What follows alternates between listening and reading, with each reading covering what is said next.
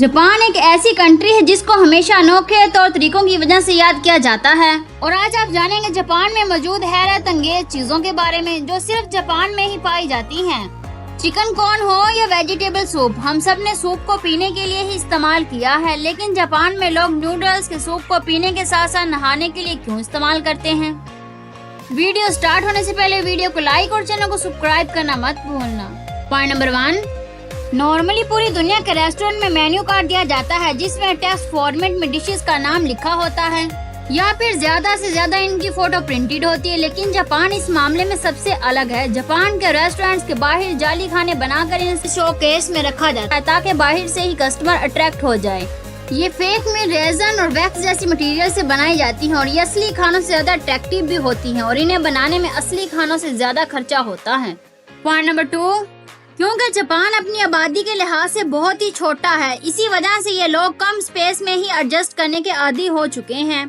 इनको अपने घर, कमरों और शॉप की स्पेसेस को ऑप्टिमाइज करने की इतनी आदत हो गई है कि फ्रिज में रखा गोल तरबूज भी जब ज्यादा जगह लेता तो इनको ये बात भी हजम नहीं होती थी। 1978 में जापानीज ग्राफिक डिजाइनर ने पहली बार क्यूब यानी स्क्वायर शेप का तरबूज इंट्रोड्यूस करवाया। यह आइडिया इसको इतना अच्छा लगा कि फार्मर्स ने तरबूज को स्पेशल कंटेनर में उगाना शुरू कर दिया। इसको न सिर्फ तरबूज को ट्रांसपोर्ट करने में जगह बचती थी बल्कि फ्रिज में भी ये आसानी से फिट आ जाता था। बाद में तरबूज को डेकोरेशन के लिए अलग अलग शेप दी जाने लगी।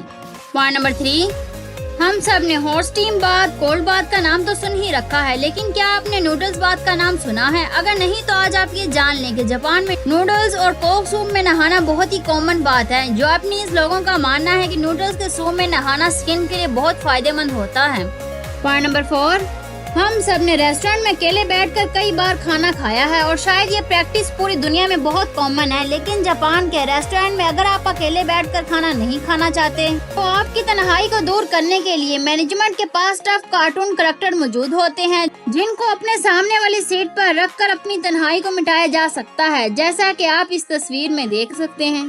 पॉइंट नंबर 5, वैसे तो आप सबने किट कैट चॉकलेट का नाम सुना ही होगा, बल्कि इसका एडमंड फ्लेवर भी हम में से कई लोगों ने ट्राई किया होगा, लेकिन क्या आपको मालूम है जापान में किट कैट चॉकलेट के अजीबोगरीब फ्लेवर की लंबी लिस्ट मौजूद है। इस लिस्ट में सबसे ज्यादा सेल होने वाले flavours Kit Kat chilli pepper यानी काली मिर्च, शकरकंदी, मकई, सोयाबीन, वाटरमेलन, मैंगो और Kit Kat green tea flavour है। याद रहे कि किट कैट फ्लेवर की एक छोटी सी लिस्ट है जिसको जापान में बहुत पसंद किया जाता है। पॉइंट नंबर 6, ये है सबसे इंटरेस्टिंग चीज जो सिर्फ जापान में ही नोटिस की जाती है। तकरीबन हर कंट्री में ही खाना खाते वक्त या चाय पीते वक्त आवाज निकालना बुरा समझा जाता है, लेकिन जापान में इसका बिल्कुल उल्ट होता है। नूडल सूप पीते वक्त अगर कोई इस किस्म की आवाज ना निकाले तो शेफ को लगता है कि शायद इसको खाना अच्छा नहीं लगा। ये आवाज जिसको स्लफिंग कहा जाता है, ये जापान में अक्सर लोग शेफ को शाबाशी देने के लिए भी निकालते हैं। पॉइंट नंबर 7, हमारे मुल्क में तो शायद ट्रेन का लेट होना बहुत ही कॉमन बात है। इंडिया में ट्रेन एवरी 53 मिनट्स लेट होती है, जबकि पाकिस्तान में ट्रेन एवरी 2 घंटे डिले होती है।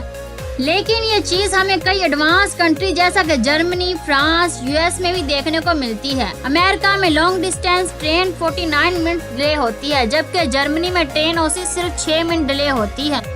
पर जापान तो फिर जापान है, इस मामले में भी जापान सबसे आगे है क्योंकि यहाँ पर ट्रेन सिर्फ और सिर्फ 54 सेकंड डिले होती है। सिर्फ चंद सेकंड डिले होने के बावजूद भी जापान के लेट होने का एक सर्टिफिकेट भी इशू होता है। जी हाँ, अगर आप जापान में इम्पोर्टेंट मीटिंग या ऑफिस में ट्रेन की वजह से लेट पहुंचे तो इसके लिए आपको रेलवे से एक सर्टिफिकेट मिलता है जो अपने ऑफिस में जमा करवा सकते हैं।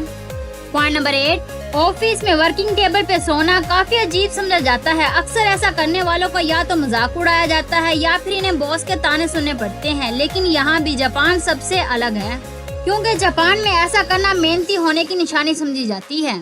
पॉइंट नंबर 9, रेलवे और सबवे स्टेशन पे कई बार स्टाफ वर्कर को रूटीन चेकअप करते देखा होगा, जैसा कि टॉर्च की मदद से ट्रेन के नीचे ज्वाइंट्स और सस्पेंशन को देखना कहीं वो अलग तो नहीं हो गए। इसी तरह जापान के सबवे स्टेशन पे स्टाफ वर्कर की अनोखी जॉब होती है। इन्हें पीपल पुशर कहा जाता है। जी हाँ, इनका काम होता है लोगों को धक्का देना।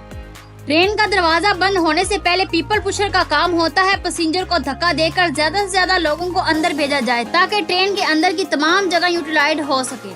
पॉइंट नंबर 10, पूरी दुनिया में मायोनीज को बर्गर, सैंडविच या फ्राइज के साथ इस्तेमाल किया जाता है, लेकिन जापान वो वाहिद मुल्क है जहां मायोनीज को आइसक्रीम की टॉपिंग या फिर पैनकेक की टॉपिंग के लिए इस्तेमाल किया जाता है।